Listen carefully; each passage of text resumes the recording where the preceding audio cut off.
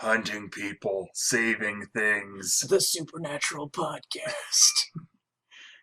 That should be how we intro every one of them. It's really. Yeah, like, what, 9 in or something? This is 12? 12. 12 in? We're only over halfway through the season. I think we Yeah. finally got our groove. Yeah, that's right. This is where we make our standardization. Well, that's what I'm gonna call the podcast now. I'll just call it Hunting People, Saving Things.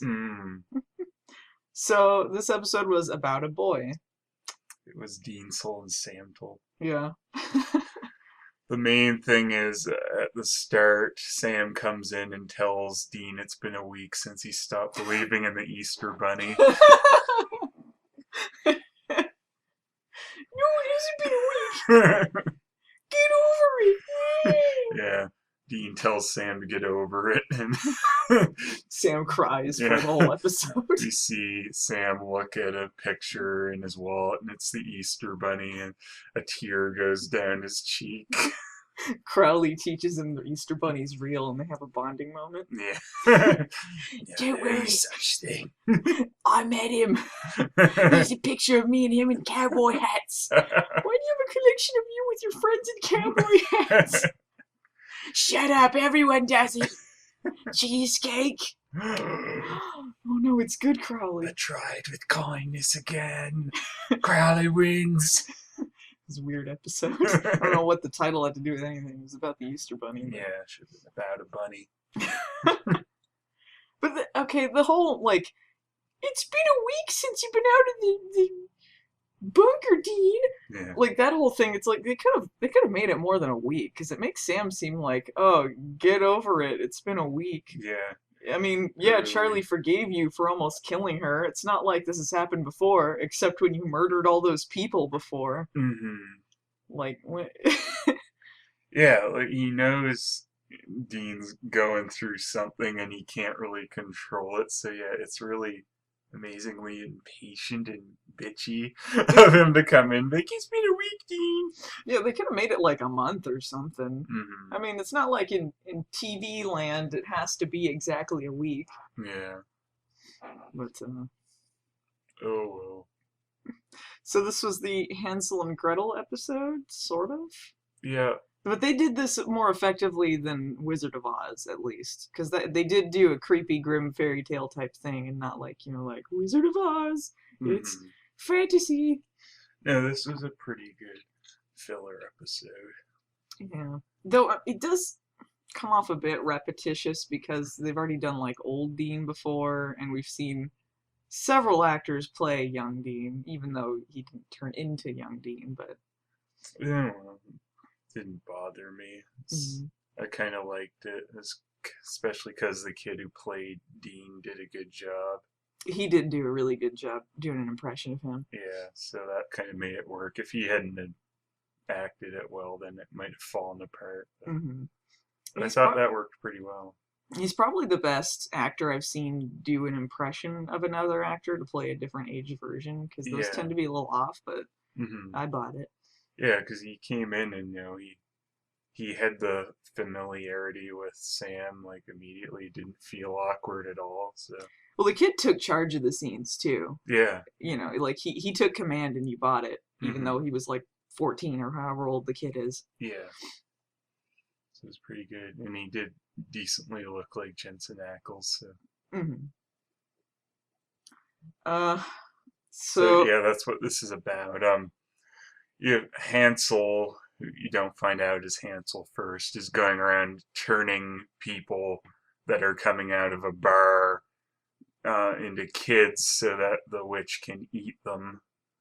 And she's doing that because, which does kind of make sense, she's turning, losers from a bar she assumes no one will miss into kids, rather than just straight up grabbing kids to eat because people would notice that quicker.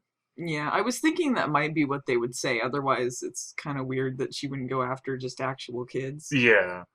I mean, that makes enough sense. She was sent there by the witch's council or whatever to go get Rowena. Yeah, that was a decent way to tie it into something. Yeah, so it felt like, it was a filler, but it was tying into the main plot as well. Yeah, and Sam's so stupid in parts of this, though. It's like when Dean gets turned young, because of course he's the third one it happens to at this bar. There's also this girl. What was her name? Tina. Yeah, and there was JD, And who has no JD. lines. Yeah, JD, who's surprised the sacrifice, but they save Tina. When Dean gets turned young, he loses the mark of Cain. So then he's considering, like, well, maybe this is fine, and we'll just stay a teenager or tweenager, whatever he is. He's like, yeah, this might be a good way to just get rid of it. We'll have to grow up again. That's not that big a deal compared to the fact I might kill people I don't want to if I go back to normal with the mark. And then Sam's like, really? You'd want to do that? Seriously? Like, I can't believe that. It's like, why is that a shocking decision? Like, yeah, I might have to grow up again, but I won't fucking fly off the handle and murder people. It's been a week, Dean. Get over it. I thought you were completely over the mark completely now, because you knew a week. I left you a pie in there. Come on.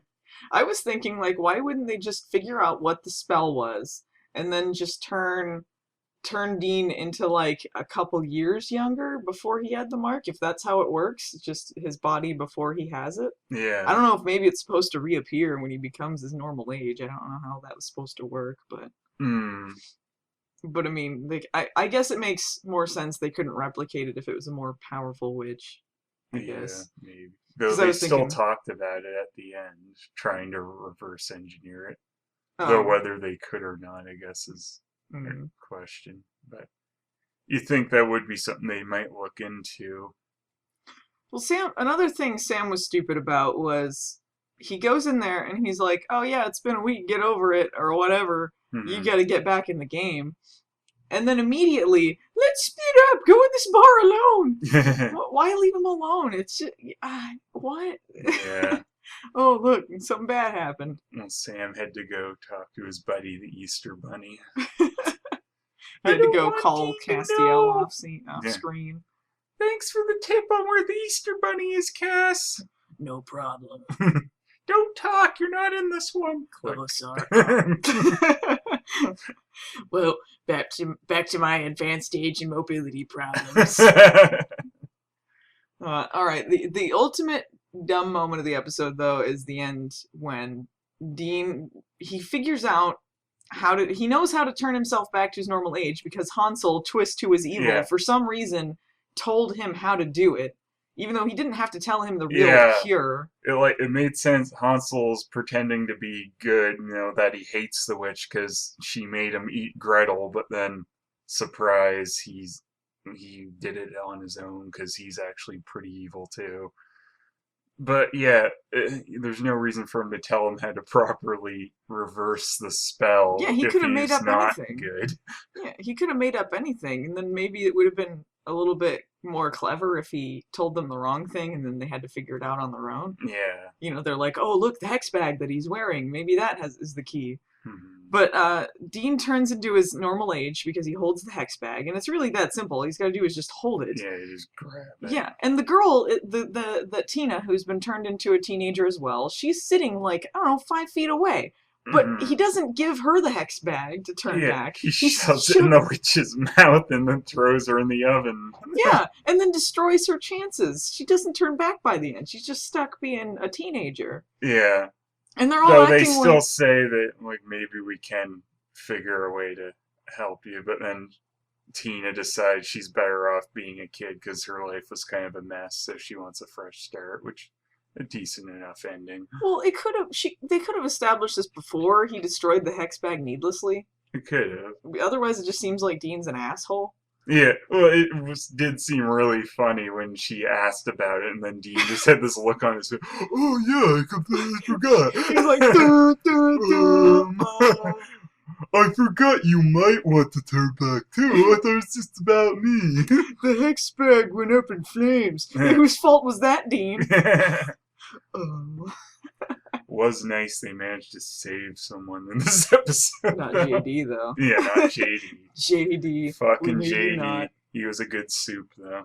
Let's pretend he was the Baywatch JD. Okay. And he got turned into a kid and killed. Wannabe Zero. Stupid generic JD. Yeah. He doesn't talk because we didn't pay the kid for lines. That's it. I'm soup.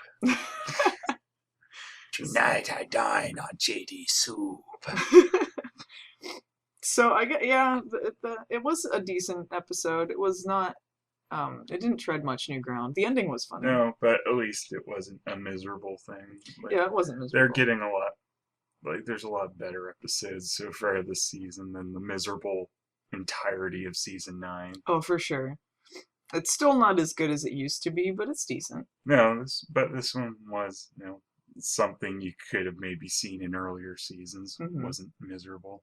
I liked it better than last week too. Yeah. I thought they did a better job. Yeah, this one was better than that. All right, well, hunting people, saving things, family Yeah. business. Piedogram. Easter bunny. Cake.